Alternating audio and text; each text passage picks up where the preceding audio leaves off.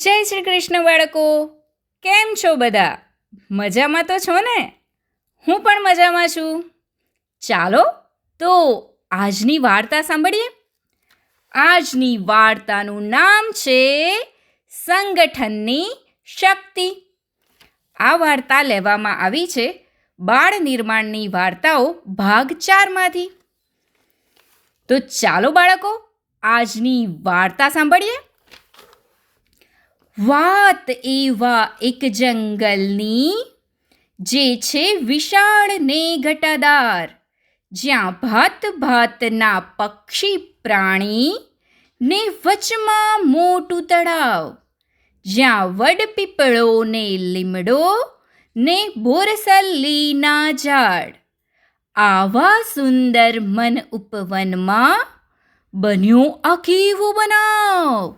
હા બાળકો, આ મન ઉપવનમાં તો ઘણા બધા વૃક્ષો હતા ને તેમાં એક ઘટાદાર પીપળાનું વૃક્ષ પણ હતું. આ પીપળાના મૂળમાં ઘણી બધી કીડીઓ રહેતી હતી, પોતાનું દર બનાવીને.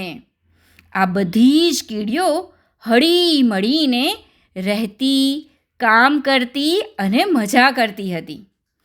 આ કારણે જ તેમને કોઈ દિવસ મુશ્કેલી પડતી ન હતી. આમ પણ જે લોકો હળીમળીને રહે, સંગઠનમાં રહે, એ લોકોને મુશ્કેલી પડે જ નહીં, હે ને બાળકો? સવાર થતાં જ બધી કીડીઓ ઝડપથી પોતપોતાના કામે લાગી જતી. કેટલીક પોતાના બચ્ચાની દેખભાળ કરતી, તો કેટલીક ખાવાનું શોધવા નીકળી પડતી, તો કેટલીક દરની સફાઈમાં લાગી જતી.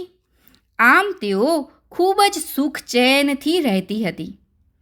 પણ એક વખતની વાત છે. એકવાર આ બધી જ કીડીઓ ખાવાનું શોધવા નીકળી. ઘણી બધી કીડીઓ હતી, બધી જ જુદી જુદી જગ્યાઓએ પહોંચી ગઈ. એમાંથી ચાની નામની એક કીડી તો એક રસોડામાં ઘૂસી ગઈ. ત્યાં એણે જોયું કે ખાંડ ભરેલી એક મોટી થાળી છે. ચાની તો ફટાફટ ડુક કરતી થાળીમાં ચડી ગઈ ને ધરાઈને એણે ખાંડ ખાધી. પછી એણે વિચાર્યું કે હું હવે મારી બીજી બહેનપણીઓને પણ બોલાવી લાવું, પછી બધા સાથે મળીને ખાંડ ખાઈશું અને લઈ જઈશું. ચાનીએ ખાંડનો એક દાણો પોતાના મોંમાં દબાવ્યો અને ઘર તરફ આવવા નીકળી. પણ ત્યાં જ કોઈનો અવાજ આવ્યો. ચાની તો ગભરાઈ ગઈ, આમ તેમ જોવા લાગી.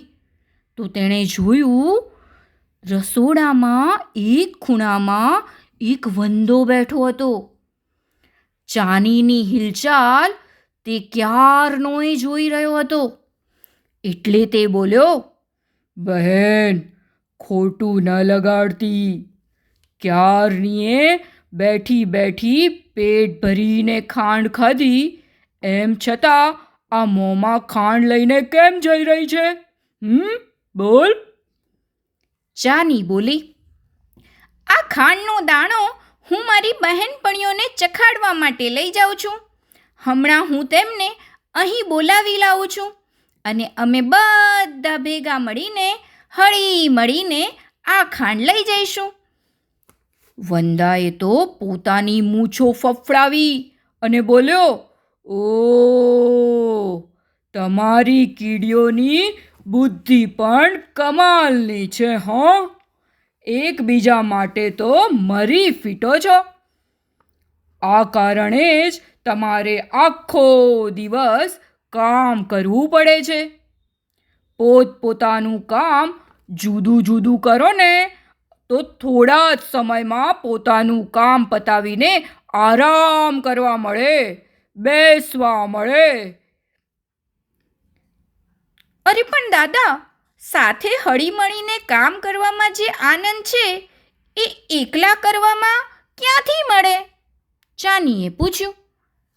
તો વંદો બોલ્યો, અરે, એકલા કામ કરવામાં તો અજબ મજા છે.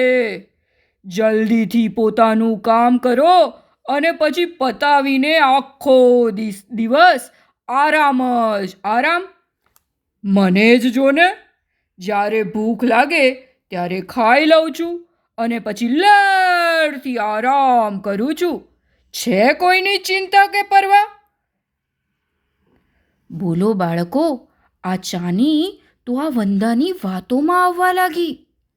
ચાની વિચારવા લાગી કે હું તો સવારથી સાંજ સુધી દોડ કરું છું અને મારું પેટ તો સાવ નાનું અમથું છે.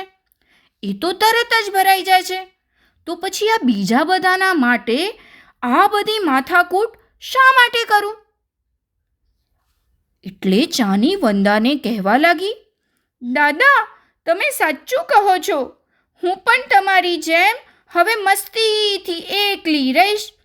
એકલીનું જ કામ કરીશ ને પછી આરામ કરીશ. પછી તો બાળકો, આ ચાનીએ પોતાની બહેનપણીઓ પાસે જવાનો વિચાર જ માંડી વાળ્યો. બોલો, આમ તે કોઈની વાતમાં અવાતું હશે.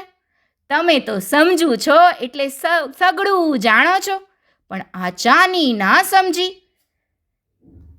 વંદાની ચળવણીથી એના વિચાર બદલાઈ ગયા. તે વિચારવા લાગી કે હવે હું રહીશ ક્યાં? ઘર તો વહેલી તકે બનાવવું પડશે અને આટલું જલ્દી નવું ઘર બની પણ ના શકે. એકલીએ જો બનાવવાનું છે મારે.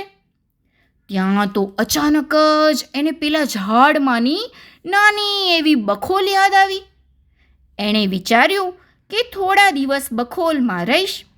ત્યાં સુધી ખાવાનો બધો સામાન ભેગો કરી લઈશ, કારણ કે હવે શિયાળો આવવાનો જ છે અને એ પછી નિરાંતે ઘર બનાવીશ.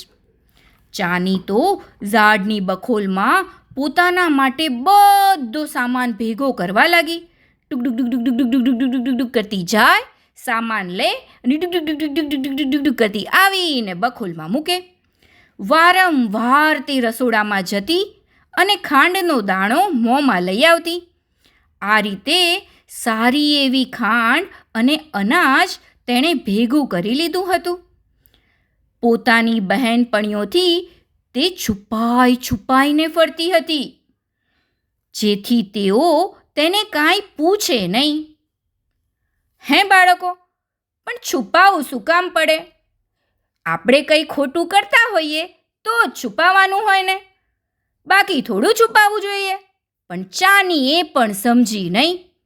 ચાની વિચારતી હતી કે હવે તો શિયાળામાં ખૂબ જ આરામથી બેઠા ખાઈશ અને આરામ કરીશ.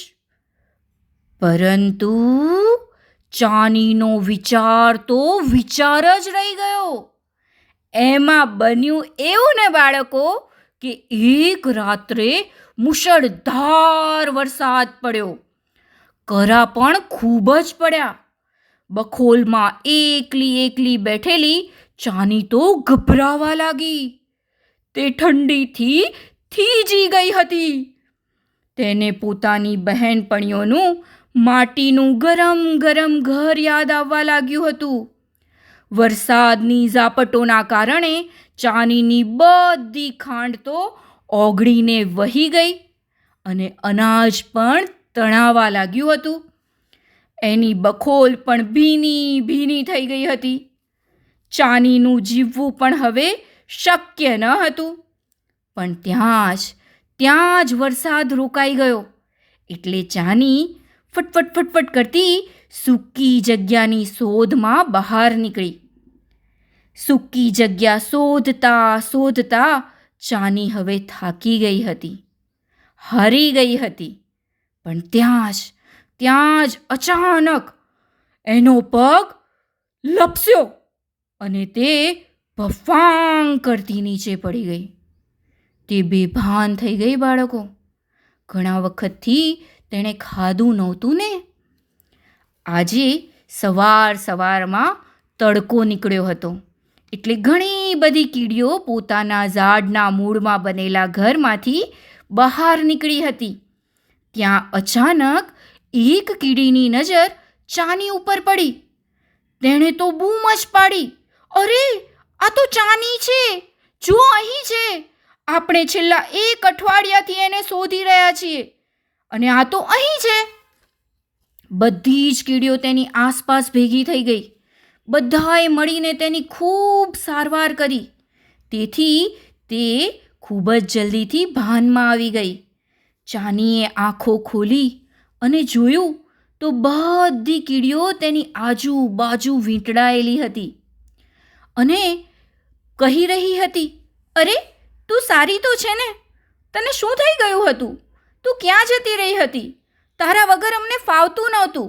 તારી ખૂબ જ યાદ આવતી હતી. આવા અનેક પ્રકારના પ્રશ્નો તેઓ પૂછી રહ્યા હતા. તેમની લાગણી જોઈને ચાનીનું હૃદય ભરાઈ આવ્યું. તે મનમાં ને મનમાં પોતાની જાતને ધિક્કારવા લાગી. તે વિચારતી હતી કે હું કેટલી સ્વાર્થી છું, કેટલા ખરાબ વિચારની છું. આવી મારી પ્રેમાળ બહેનપણીઓને છોડીને હું જુદી કેમ થઈ ગઈ? હું કેમ કોઈની વાતોમાં આવી ગઈ? સુખ દુઃખમાં એકબીજાની હૂંફ મળે છે ને બધા હળી મળીને રહે છે, એમાં જ તો સાચો આનંદ છે. એ હું કેમ ભૂલી ગઈ? ચાની પોતાની પ્યારી પ્યારી બહેનપણીઓને કહેવા લાગી, હું તો રસ્તો ભૂલી ગઈ હતી. વંદાની ચઢવણીમાં આવી ગઈ હતી. મને માફ કરી દો અને હવે મને તમારી સાથે રાખી લો. ત્યાં તો બધી જ કીડીઓ એકી સાથે કહેવા લાગી, અરે, અમે તો તને અમારી સાથે જ રાખવાના છીએ અને હવે આવી રીતે ક્યાંય ખોવાવા જ નથી દેવાના. પછી તો બધી કીડીઓ ચાનીને પોતાની સાથે દરમાં લઈ ગઈ. ત્યાં એને ખવડાવ્યું, પીવડાવ્યું અને ખૂબ જ માનપાન આપ્યું. ચાની વિચારતી હતી કે ભગવાનનો પાડ માનું છું કે હું સાચા રસ્તે આવી ગઈ. આ પછી તો તે બધાની સાથે હળી મળીને રહેવા લાગી અને હવે આ ચાની બધાને શિખામણ આપતી હતી કે બધાએ હળી મળીને જ રહેવું જોઈએ. એમાં જ સાચો આનંદ છે. ને પછી તો બધાએ હળી મળીને રહેવાનું, ખાવાનું, પીવાનું ને મજા કરવાનું કર્યું. વાર્તા થઈ ગઈ પૂરી, બાળકોને મજા પડી. ચાલો જઈએ પોઢી, નિંદર આવી પહોંચી. રવિવારે મળીશું ફરી, વાર્તા લઈને નવી. તો ચાલો બાળકો, આજનું ઉખાણું સાંભળીએ. લાલ કિલ્લામાં કાળા સિપાઈ, લીલી દિવાલમાં ગયા સમાઈ. તો બોલો બોલો બાળકો, કોણ છું હું? આ ઉખાણાનો જવાબ તમે મને જરૂરથી મોકલાવજો. આવજો. જય શ્રી કૃષ્ણ. નમો નમઃ.